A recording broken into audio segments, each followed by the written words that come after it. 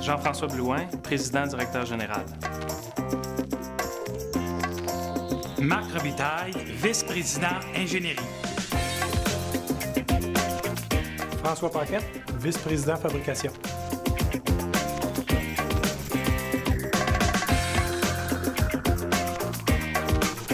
Jacques Blouin, président du conseil.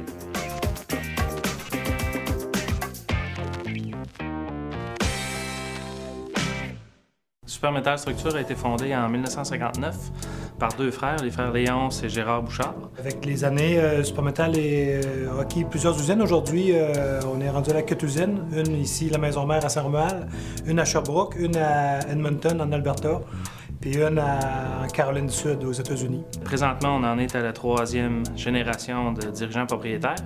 On est une équipe de 5. Deux de nos partenaires ne sont pas présents avec nous ce soir. Il y en a un, M. Jean-François Leclerc, qui est vice-président division de l'Ouest, donc il est basé à Edmonton, et M. Burnovien, qui est vice-président gestion des projets. La mise en place de la 3e génération de dirigeants, ça a commencé il y a 10 ans, en 2001 en fait. Puis c'est un processus qui a été très réfléchi par la 2e génération de propriétaires dirigeants. On s'est fait demander de façon individuelle, il y avait un groupe de 15 individus, quelles étaient nos ambitions, dans quel groupe on voulait se catégoriser, c'est-à-dire soit avoir plus de participation dans l'entreprise, plus de responsabilités, plus de participation mais garder les mêmes responsabilités, ou le statu quo. Le groupe était plus large au début de relève. Il y a des gens qui se sont retirés du processus. Il y en a d'autres qui se sont ajoutés avec le temps dans les 10 dernières années.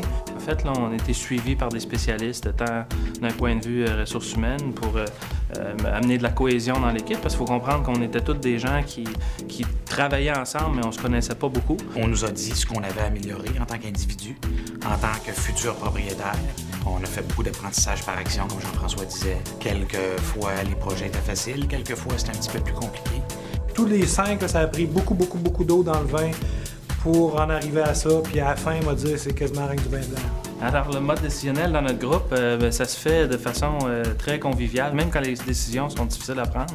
On le fait toujours de façon unanime. Évidemment, on a tout le processus de prêt. Là. Si un jour on devait venir qu'à voter, on a tout le même nombre de votes et on est 5 dans le groupe, donc ça va assez bien. Il n'y a pas personne qui a de veto. Un des éléments qui a aidé beaucoup, naturellement, c'est la solidité financière de Supermetal, parce que quand on parle de transfert, bien, on parle d'argent. Puis ça suppose qu'il y a une bonne rentabilité année après année. On a fait un sondage là, auprès de tous les employés de la compagnie. Et puis, ce qui ressort, c'est que les gens sont satisfaits de la nouvelle direction. Les gens voient qu'il y a un certain dynamisme, une certaine jeunesse au sein de l'équipe.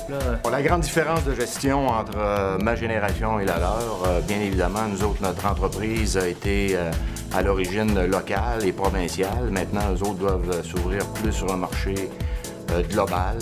Un des principes qu'on voulait mettre en place, c'est que l'entreprise devait appartenir à ses principaux dirigeants, parce que c'est eux qui font la différence. Si j'ai un conseil à donner à des entrepreneurs qui envisagent un plan relève, bien structuré, bien encadré, il faut y penser tôt. Une des questions importantes à se poser, c'est de savoir, est-ce qu'on veut que notre entreprise nous survive, oui ou non?